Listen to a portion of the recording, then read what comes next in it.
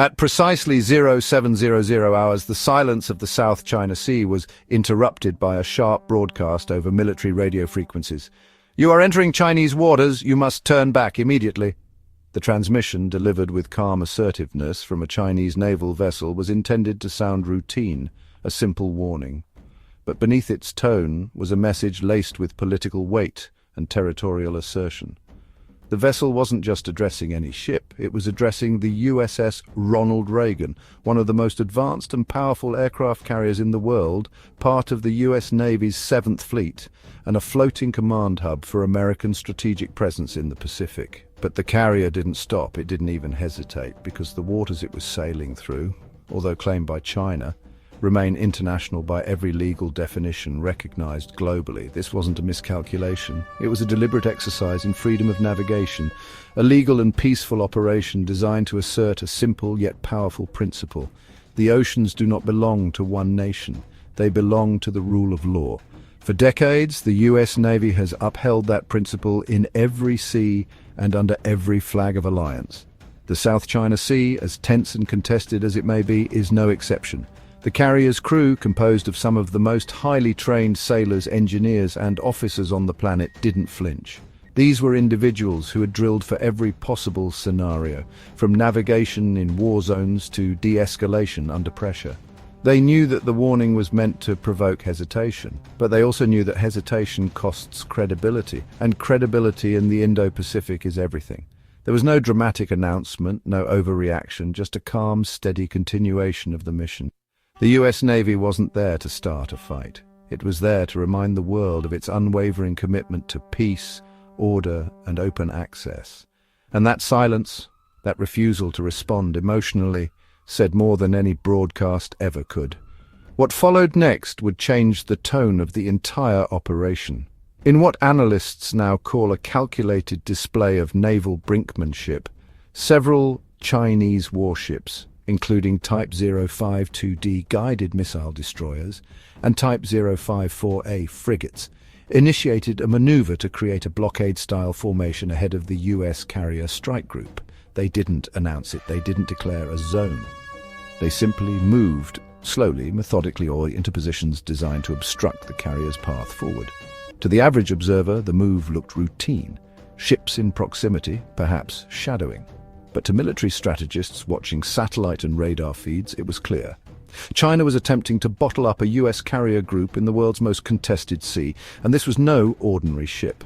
The Ronald Reagan carries over 70 aircraft, including advanced fighters, surveillance planes, and electronic warfare platforms. It serves as the command center for coordinated naval operations across the Indo-Pacific.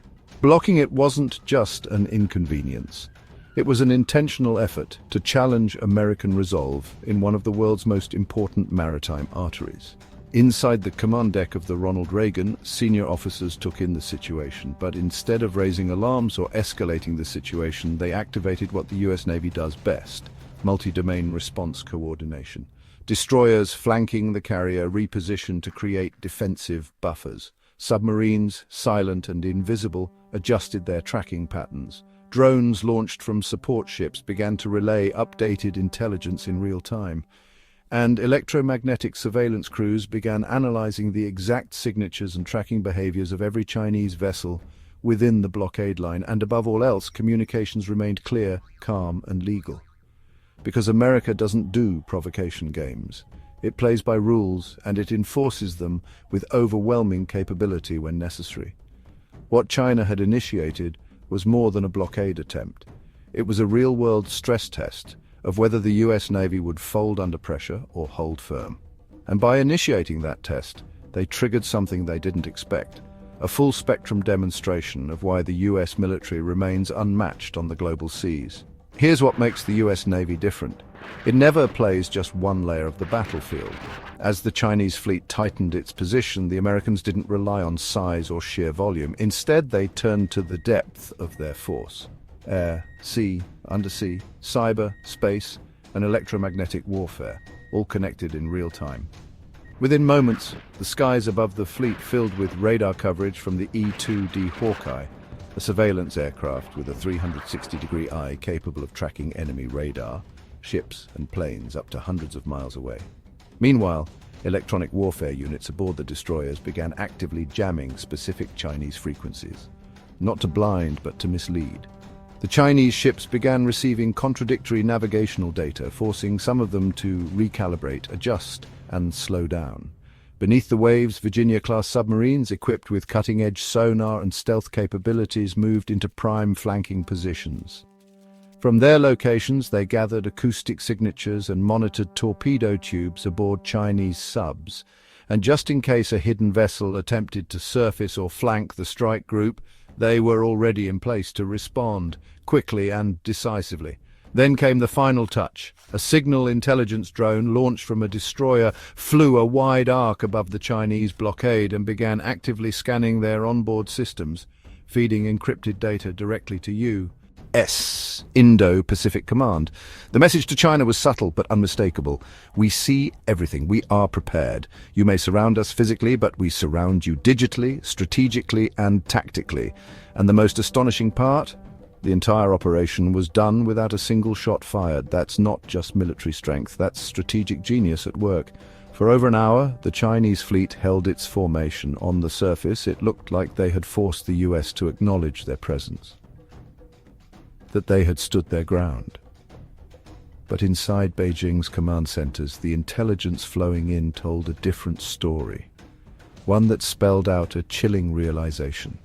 They weren't controlling the encounter. The US was. Every ship they deployed was being shadowed by invisible eyes. Every move they made was being logged, countered, and rebalanced in real time.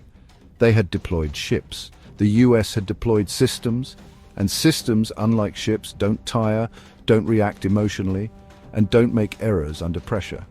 As the Ronald Reagan and its escort vessels calmly passed through the so-called blockade, Chinese Naval Command recognized that the operation hadn't proven strength.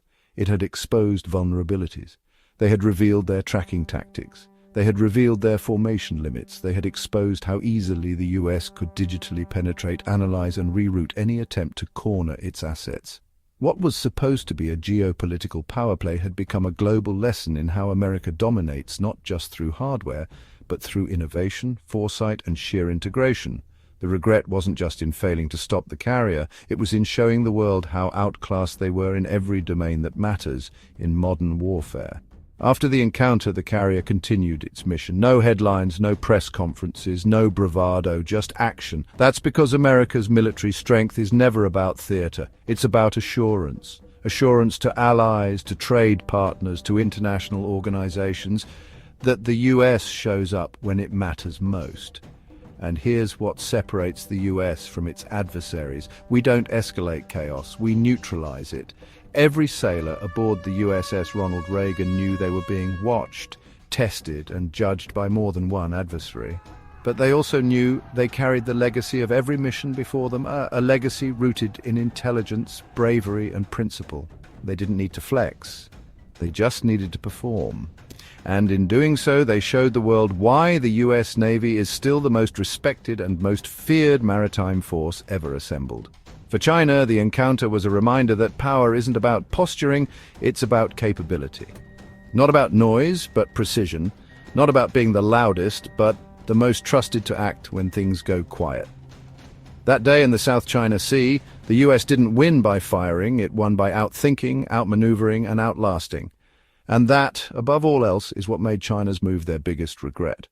When China moved to block the USS Ronald Reagan in the South China Sea, it was more than a show of force.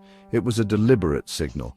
But what Beijing didn't anticipate was the scale, speed, and subtlety of the US military's response. This wasn't a moment for panic or overreaction. It was a moment for precision. The US aircraft carrier didn't retreat, didn't shift course. It held its position. But while things seemed calm above the surface, an invisible network of intelligence and operations came alive beneath. Surveillance aircraft widened their patrols. Submarines shifted into strategic flanking routes. Satellites zoomed in over the region, monitoring movements far beyond the ocean, deep into China's military infrastructure on land.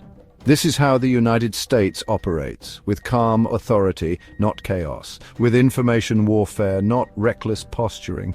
While Chinese media hyped their ship's presence, American analysts had already mapped out their trajectories, communications frequencies, and fleet structure. It wasn't just a response. It was a silent audit of China's military strategy. And beyond intelligence, America's strength was also in its alliances. Within hours, communications were flowing across defense networks in Japan, Australia, and the Philippines. Contingency plans were updated. Naval exercises were expanded. Civilian shipping lanes were rerouted with precision. The entire region was recalibrated, without a single missile fired. On the carrier itself, sailors and officers performed as they always do, focused, disciplined, and ready. There was no panic, no bluff, just execution. Because every US vessel is not just a war machine, it's a floating ecosystem of technology, readiness, and restraint. Eventually, the Chinese fleet backed off, quietly, without announcement. The standoff ended not with confrontation, but with calculation. China's biggest regret wasn't just failing to intimidate the United States. It was accidentally exposing the depth of America's readiness. What was meant to project dominance instead reminded the world of why the United States remains the most advanced military power on Earth. No slogans, no boasts, just clear, confident presence. That's how the US wins not just wars, but the narrative. Thank you for watching. Don't forget to subscribe to the channel.